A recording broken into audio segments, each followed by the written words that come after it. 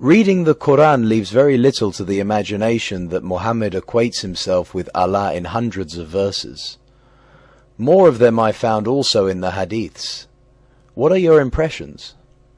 Muhammad's quarrel with his fellow tribesmen, the Quraysh, and the other pagan Arabs was not based on their lack of knowing Allah, since they knew him as the supreme God of the Kaaba long before Muhammad was born.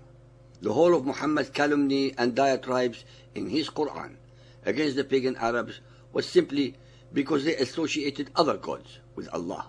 Muhammad never claimed to have received his message directly from Allah, neither did he allege that he met him face to face. Nonetheless, Allah was extremely attentive to the requests and demands of Muhammad for almost 23 years.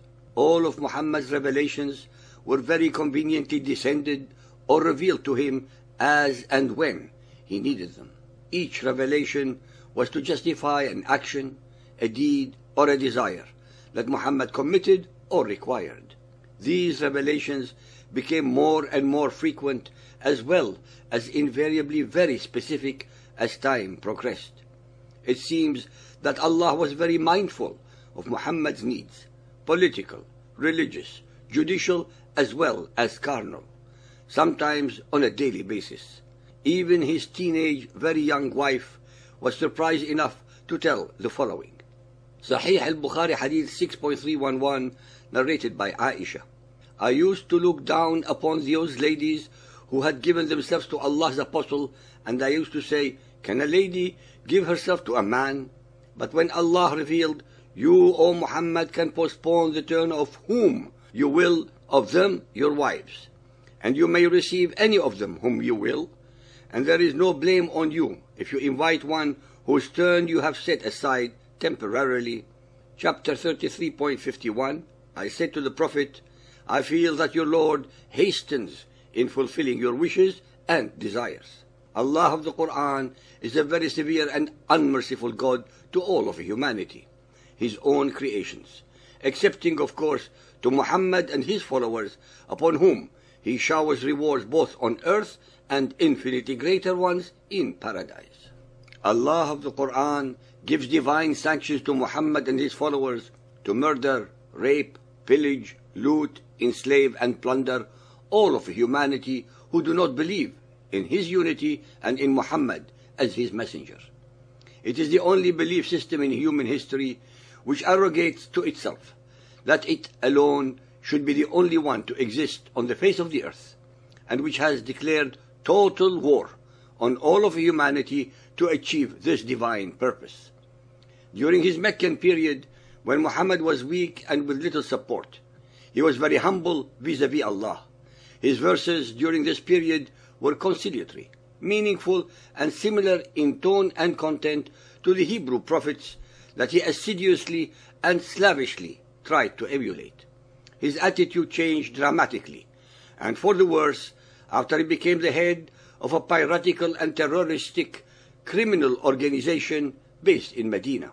His verses became full of hate, anger, unmerciful, and arrogant. He started associating his name simultaneously with Allah in an often repeated mantra of Allah and his messenger or Rasul. Al-Ahzab 33.36. It is not fitting for a believer, man or woman, when a matter has been decided by Allah and his apostle, to have any option about their decision. If anyone disobeys Allah and his apostle, he is indeed on a clearly wrong path. Allah curses those who curse Muhammad. Al-Ahzab 33.57.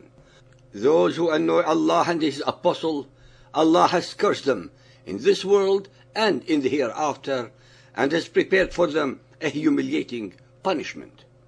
Allah listened to Muhammad's wife's gossip and reported them to Muhammad in Quranic verses. Al-Ahzab 33.32.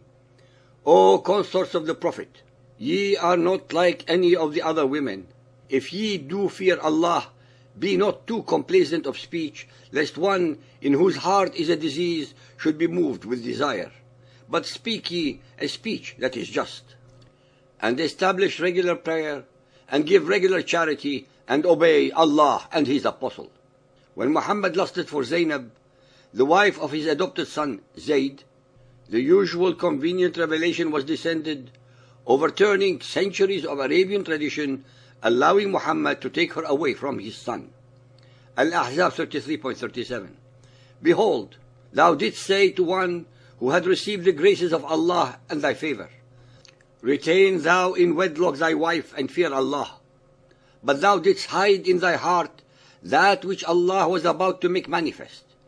Thou didst fear the people, but it is more fitting that thou should fear Allah. Then, when Zayd had dissolved his marriage with her, with the necessary formality, we joined her in marriage to thee. When his child bride Aisha was accused of adultery, another revelation from Allah exonerated her. Al-Nur 24.4. And those who launch a charge against chaste women and produce not 4 witnesses to support their allegation, flog them with 80 stripes and reject their evidence ever after, for such men are wicked transgressors. When guests overstayed their welcome after Muhammad's wedding to Zainab, Allah revealed the verse of the hijab, in which Allah also teaches the believers what manners they should have vis-à-vis their mentor Muhammad. Al-Ahzab 33.53. O ye who believe, enter not the Prophet's houses until leave is given for you for a meal, and then not so early as to wait for its preparation. But when you are invited, enter, and when you have taken your meal, disperse without seeking familiar talk. Such behavior annoys the Prophet. He is ashamed to dismiss you, but Allah is not ashamed. Allah la yastahi, to tell you the truth. And when ye ask his ladies for anything you want, ask them from before a veil, min wara'i hijabi. That makes for a greater purity for your hearts and for theirs. Nor is it right for you that you should annoy Allah's apostle, or that you should marry his widows after him at any time. Truly, such a thing is in Allah's sight an enormity. Al-Fath 48.9. In order that you, O men, may believe in Allah and his apostle, that you may assist and honor him and celebrate his praises morning and evening. Al-Hujurat 49.1. O ye who believe, put not yourselves forward before Allah and his apostle. Al-Hujurat 49.14. But if ye obey Allah and his apostle, he will not belittle aught of your deeds. Only those are believers who have believed in Allah and his apostle and have never sinned. Al-Hadid 57.7. Believe in Allah and his apostle, and spend in charity out of the substance wherefore he has made you heirs. There are hundreds more of such verses, subliminally associating in the indoctrinated minds of Muhammad's followers an image of an intimate and equal relationship between Allah and Muhammad.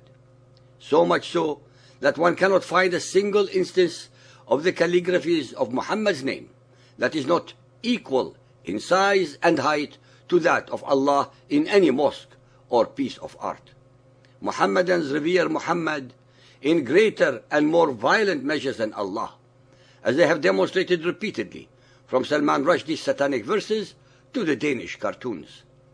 Ladies and gentlemen, all the hundreds of Quranic verses that represent anomalies, hatreds, warmongering, satans, jinn, plunder, looting, slaughtering, and other strange happenings can be easily explained the moment one comes to the only possible and logical conclusion. There is not a single letter, let alone a word, a verse, ayah, or a chapter, surah in the Quran, that is conceivably the product of any omniscient, compassionate, and merciful divinity. So-called believers and unbelievers. The Quranic verses actually reflect Muhammad's frame of mind during his 23 years ministry, his hatreds, his lusts, his jealousies, his envy, his fears, his anger, his contempt, his proclivities, etc. In summation, the Quran is in reality Muhammad's psychological profile. The Quran is Muhammad's own alter ego, but cleverly projected into the unsuspecting mouth of Allah, the supreme pagan rock god of Muhammad's tribe of Quraysh, in Mecca. Ladies and gentlemen, believers and unbelievers, Allah, Gabriel, Satan, and Muhammad are actually one and the same, Muhammad himself.